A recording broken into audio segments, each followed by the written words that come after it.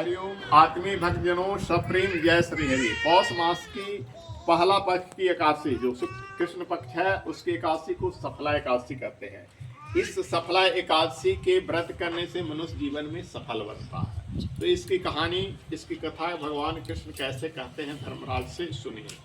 मोक्षदा एकादशी के वृतांत सुनाने के बाद भगवान कृष्ण यानी युधिष्ठिर ने धर्मराज, उसी को कहा गया है, भगवान कृष्ण से हाथ जोड़कर पूछते हैं कि हे भगवान हमें इस कथा को बताए। हे भगवान विष्णु के साक्षात स्वरूप पौष मास की कृष्ण पक्ष की एकादशी का क्या है। सभी एकादशी विष्णु का स्वरूप है, किसी को छोटा किसी को बड़ा नहीं जाना चाहिए। उस दिन किस देवता की पूजा होती है और क्या विधि है। भगवान कृष्ण ने कहा, हे धर्मराज मैं तुम्हारे असली के कारण तुम्हारे प्रश्नों का उत्तर देता हूँ। एकादशी व्रत से अधिक तुम्हें अधिक से दक्षिणा देने वाले जग से भी प्रसन्न नहीं रहता हूँ। अतः तुम इसे अत्यंत भक्ति और श्रद्धा से युक्त होकर एकाग्र मन से सुनो। इस पौष कृष्ण एकादशी का नाम सफला है। इस एकादशी के देवता श्री नारायण है। नारायण यानी विष्णु भगवान जिनका एक मंदिर है। अतः नारायण भगवान की पूजा करना चाहिए। आज सफल है आप लोग का जिंदगी को जो आज एकादशी के दिन पूजा की हो। जो नहीं आए हैं वे मनहूस हैं। जिस प्रकार के नागों में शेष नाग, पक्षियों में गरुड़ और सब ग्रहों में चंद्रमा, जगों में अश्वमेघ जग, देवताओं में भगवान विष्णु श्रेष्ठ है, मंत्रों में गायत्री श्रेष्ठ है, उसी तरह सब व्रतों में एकादशी व्रत श्रेष्ठ है। जो मनुष्य सदैव एकादशी का व्रत करते हैं वे मुझको परम प्रिय हैं। अब इस विधि को भगवान कहते हैं मेरी पूजा के लिए ऋतु के अनुकूल फल फूल, जो अभी ऋतु में मौसम चल रहा है उसके अनुकूल फल फूल, नारियल, नींबू, अनार, सुपारी आदि मेरे अर्पण करें। जैसे अभी एक भक्त को नारियल अर्पण किया, किसी ने केला अर्पण किया, तो ये सब धूप दीप नैवेद्य आदि से षोडशोपचार पूजा करे और रात्रि को जागरण करे। इस एकादशी के व्रत के समान न जग है, न तीर्थ है, न दान है, न तप और न कोई दूसरा है। तीर्थ में जाने से कोई फायदा नहीं, जितना भी एकादशी व्रत कर लोगे तो फायदा नहीं है। 5000 वर्ष तक करने से जो फल मिलता है उससे भी ज्यादा फल सफला एकादशी के व्रत करने से होता है। सोच जाओ कि कितना कम खर्च में मिलेगा तुमको पुण्य। इस एकादशी की कथा ध्यान से सुनो। चंपापति नगरी में महिष्मान नाम का एक प्रतापी राजा राज करता था। उसके 4 पुत्र थे। उन सब में लंबक नामक बड़ा पुत्र महापापी था।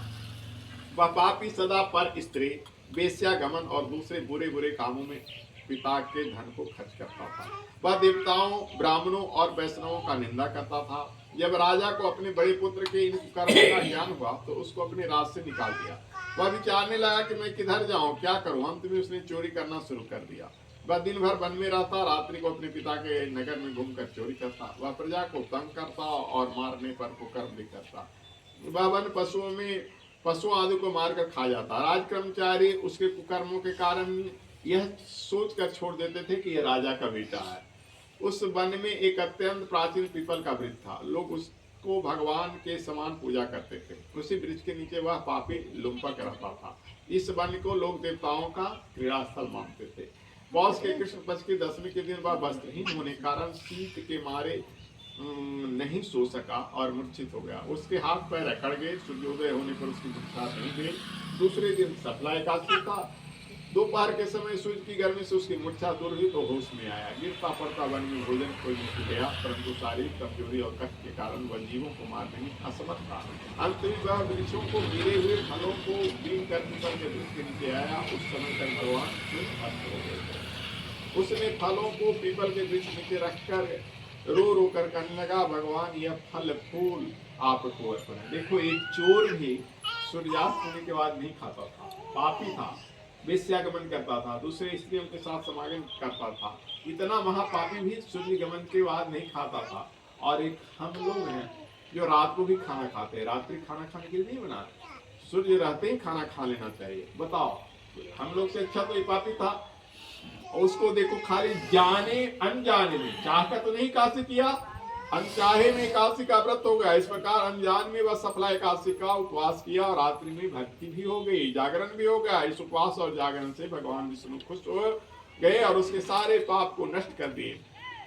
और उसके सामने एक सुंदर घोड़ा सामने आया। वह आकाशवाणी हुई कि हे राजपुत्र, भगवान नारायण की कृपा से तेरा पाप नष्ट हो गया, तो पिता के समान राज्य प्राप्त कर। लुम्पक ने जब ऐसी आकाशवाणी सुनी तो वह प्रसन्न हो गया। हे भगवान आपकी जय हो। कहते उसने घोड़े के पीठ पर रखा, खाना खाया और वस्त्र एवं आभूषण पहने घोड़े पर चढ़कर अपने पिता के पास गया और संपूर्ण कथा सुनाई। कुछ समय के बाद राजा महिष्मान ने लुम्पक को अपना राजभार सौंप दिया, स्वयं तपस्या करने वन में चले गए। अब लुम्पक शास्त्र अनुसार राज करने लगा। उसके स्त्री पुत्र आदि भी नारायण के परम भक्त बने।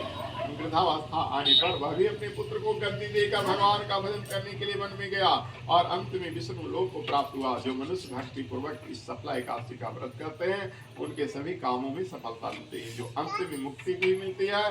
जो मनुष्य इस एकादशी का व्रत नहीं करते हैं वह पूंछ और सिंह से विहीन पशु के समान है।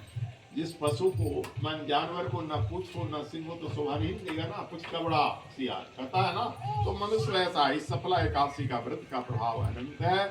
इसके महात्म को पढ़ने से सुनने से अश्वमेघ यज्ञ का फल मिलता है। सोच जाओ अश्वमेघ यज्ञ में कई करोड़ रुपया खर्च होते हैं लेकिन आपको 1 रुपया भी खर्च नहीं हुआ और आपको पुण्य मिला। बोलो सफला एकादशी की जय, विष्णु भगवान की जय। चलिए आरती की जय।